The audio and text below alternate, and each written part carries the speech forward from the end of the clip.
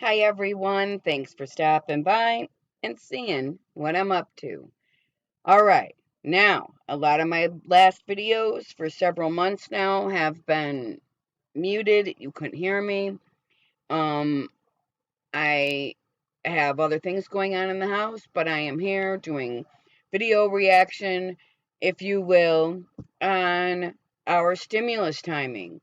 I have so many questions that I actually just made a video. I had to delete it, but please come back because I did repost it and you can hear it now, or I will be reposting it rather.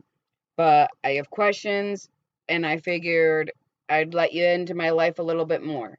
So, without further ado, let's listen to what Kevin has to say. Donald Trump was acquitted, which means Congress can finally get to work on what they said they were going to do once January 20th happens, and that is pass a stimulus package. We were expecting that we would see a stimulus package by the end of January, maybe early February. Well, the can keeps getting kicked down the road, and now it's important that we talk about timeframes and expectations going forward. Because after all, this stimulus package won't just open the door for stimulus checks, but it'll also provide unemployment relief, which ends on the Ides of March, March 15th, but it'll also provide funding for more housing and rental assistance, for schools, for the PPP, the EIDL, the SBA, and the FAA. I can go on with three-letter acronyms here. The point is, this $1.9 trillion has a lot of places to go. And right now, Congress has nothing else to focus on but stimulus. Now, Congress keeps telling us they can walk and chew gum at the same time, but I'm not holding my breath on that one. Instead, I think together we can all say, hey, now we've got Congress no longer distracted. We could pop a beer or whatever you like to drink. Maybe it's sparkling water like Topo Chico. And we could just see when Congress is finally going to deliver us relief. And that's what I plan on outlining right now. So the easiest way to do this is by looking at some calendars. So let's pull up a calendar here. Let's try to understand when we actually expect to see this relief. Because at this point, it's not really stimulus anymore. It's relief. So here's the scoop. The House of Representatives and the Senate are pretty much off President's Day week. In other words, the 15th to the 19th, they're pretty much not going to be around. There are going to be some committee hearings, but the entire Congress is not going to be present. I'm sorry, excuse me. They get a week off. While we're waiting for relief and support from our government, they get another week off. But hey, I guess it's important to celebrate President's Day week. We'll take advantage of that. I know the stock market's going to be closed on Monday, but even the stock market's going to go back to work on Tuesday. But no, Congress needs the whole week off. Anyway, the House of Representatives does plan to hold votes as early as, here we go, the 23rd. This is the current House calendar from Steny Hoyer, the leader of the majority leader in the House of Representatives.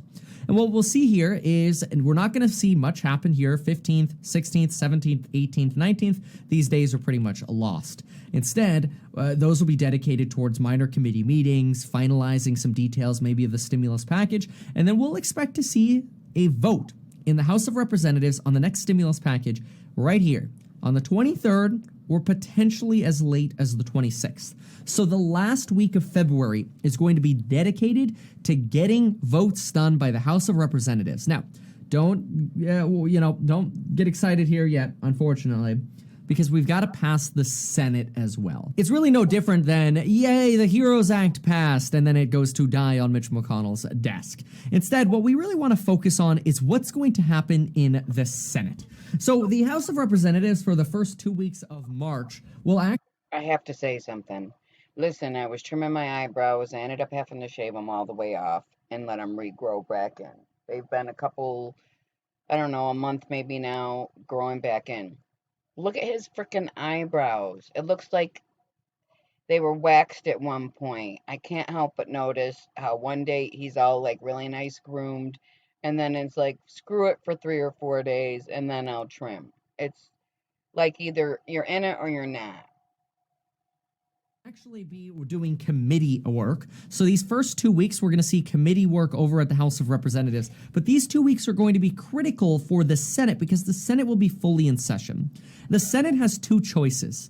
One choice that the Senate has is within the first 2 weeks here Chuck Schumer can coordinate with Democrats and make sure that all Democrats are on board with passing the stimulus package the way it is, which would include the $15 minimum wage that would phase in through 2025. And if Schumer gets a verbal okay from everyone, he can verbally agree with Democrats that we are going to vote on this package and we will get this package done without any committee meetings.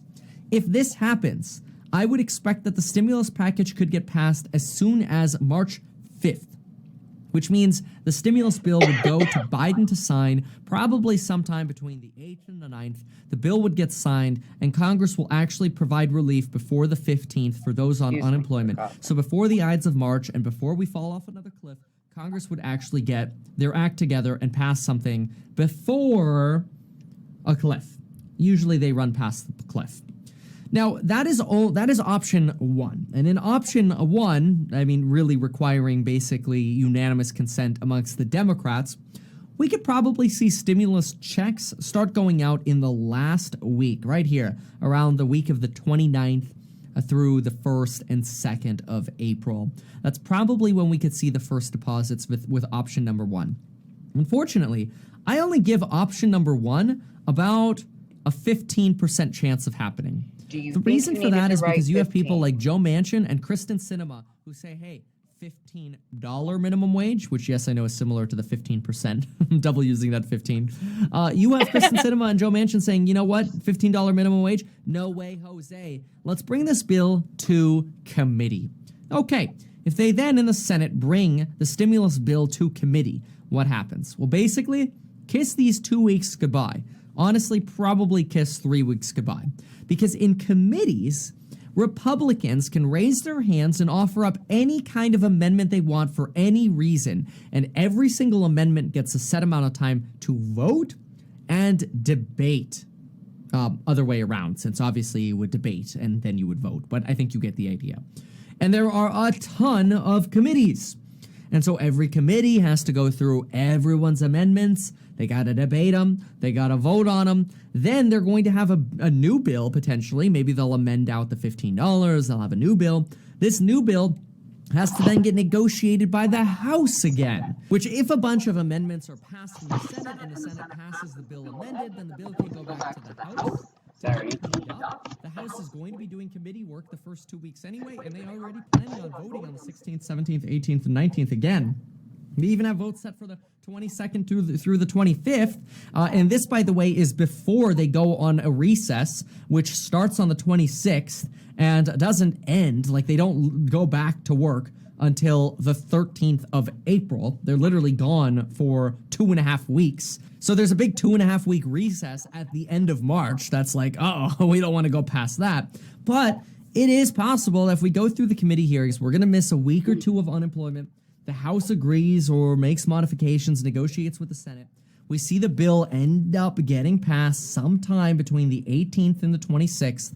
And that does delay unemployment by about a week or two, so there'd be that gap of about a week or two.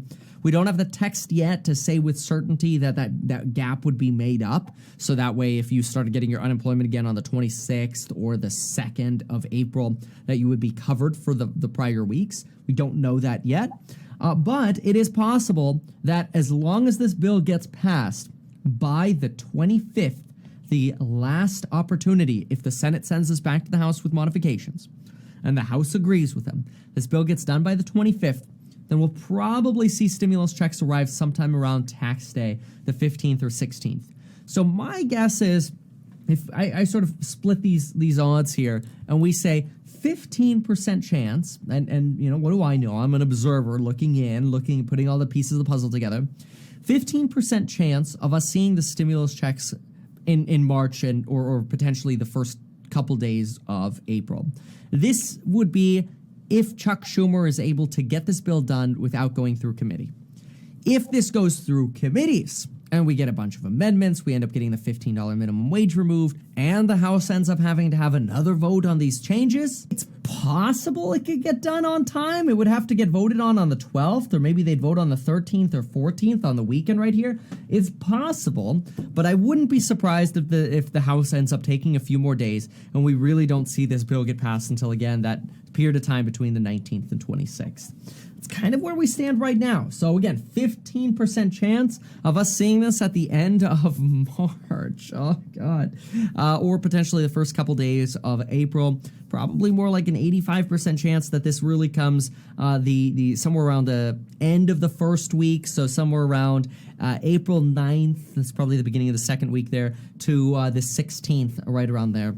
That's the expectation right now. Now, in terms of overall package size, we're not seeing a lot of movement off the $1.9 trillion. So I know Wall Street's really only pricing in about $1 trillion. Needs to stay that It'll be big. interesting to see if that ends up leading to any kind of pump in the market if this $1.9 trillion package starts looking more realistic. But so far, everything I can tell, Congress is gung-ho about that $1.9 trillion. So we'll see how it goes. I know Republicans aren't, but Democrats have the power right now, especially in this budget recon process. We'll also see if the parliamentarian over in the Senate is even okay with the $15 minimum wage. I wouldn't be surprised, though, at some point, whether it's from parliamentarian or the committees, that the $15 minimum wage ends up disappearing in this round, and we end up seeing it rear its head again, so to speak, over in the infrastructure bill. Anyway, if you found this helpful, consider sharing this video, and folks, Hope you have a profitable day. That's another one of the guys I watch. That's what he says. I thought that was a really good ending, but that's really not my ending. This is Silkyfeather signing off.